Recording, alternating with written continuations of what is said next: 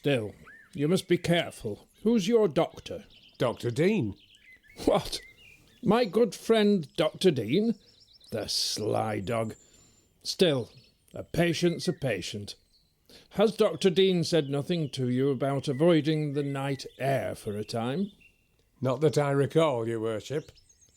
Well, tell him that you've seen me, and my advice is that you keep indoors these spring nights. It is unnecessary, sir. I am entirely of that opinion myself. That's good hearing. Mind you stick to it, and thank God that you've got a good father before you, and that Justice Radcliffe doesn't give heed to every tale that's brought to him. As he rode off, I knew that all our precautions had been in vain, and that Justice Radcliffe had in his keeping a secret that could send me to the gallows. But who had betrayed me? It's Edmund Eastwood.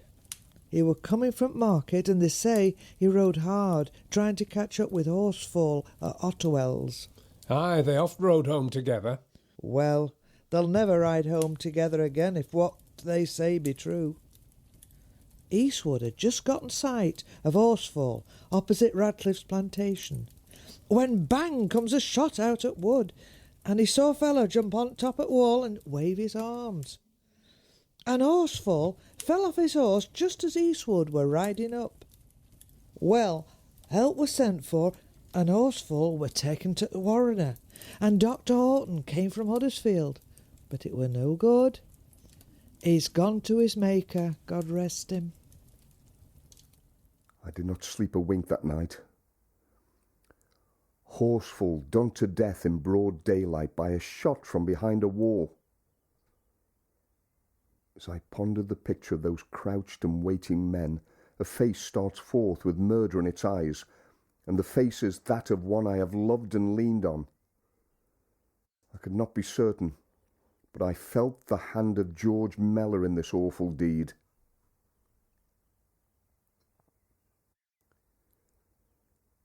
After breakfast the next day, my mother set off to the village in quest of further news. Work was out of the question. Mary busied herself about the house, and I tried to fix my mind upon straightening the books which, after a fashion, it was my duty to keep.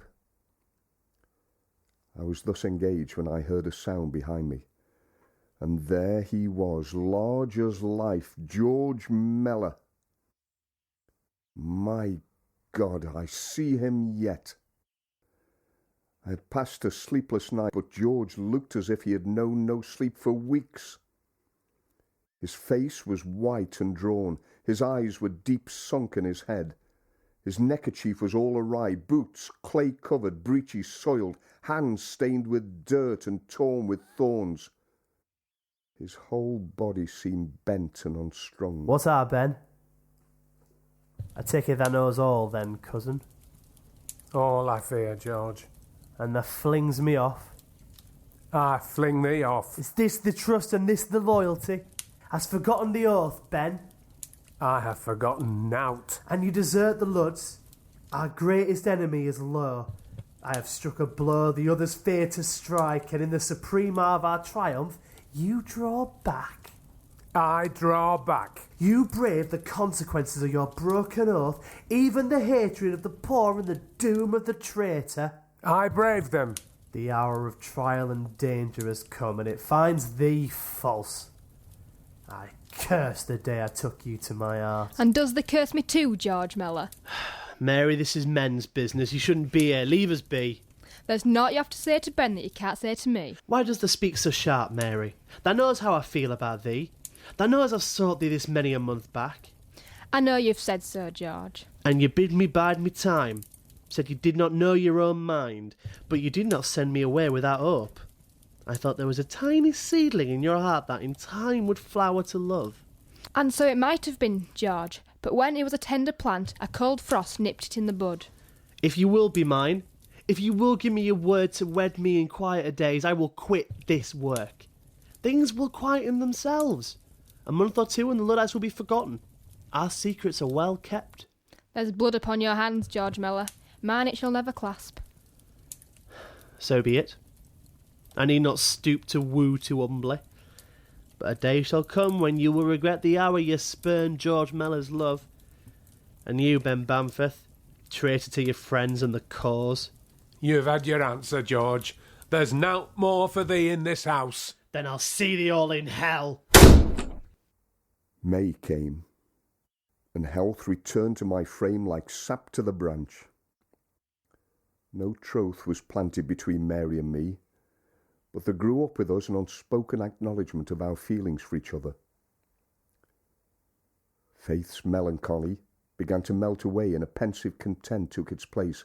She began to teach at Sunday school and became very popular amongst her pupils, especially the boys. And, wonders never cease, even Soldier Jack began to settle himself down, doing work for my father, taking a little cottage in the village and even appending Poolmore Chapel. It's about time I settled down, Mrs. Bamford. I've had me fling and sown me wild oats. Now it's time I turned me hand to a regular job. You should get yourself wed, Jack. Would you really advise me so, ma'am? Indeed I should, and sooner the better. I don't see how I can afford.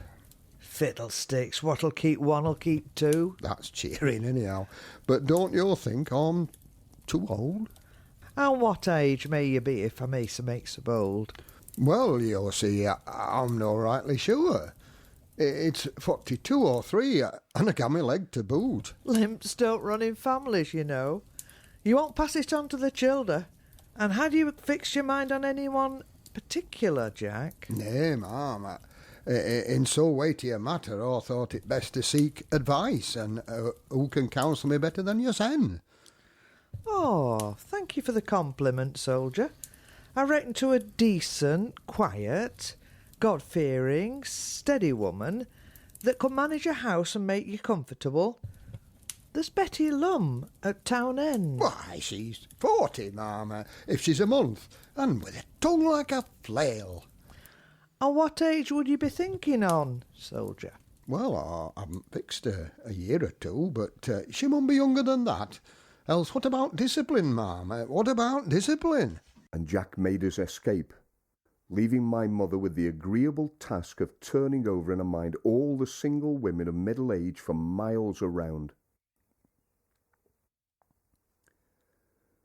Jack was true to his word and worked hard, buying a horse and wagon and establishing a round of his own, purchasing his goods from us and trading in places where we wouldn't clash.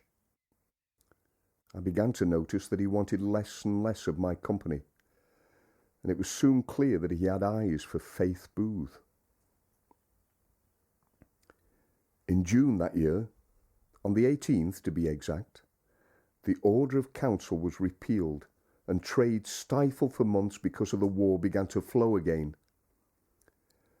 The markets briskened once more, idle looms began to click, and roads were again busy with the traffic of great wagons heavily laden.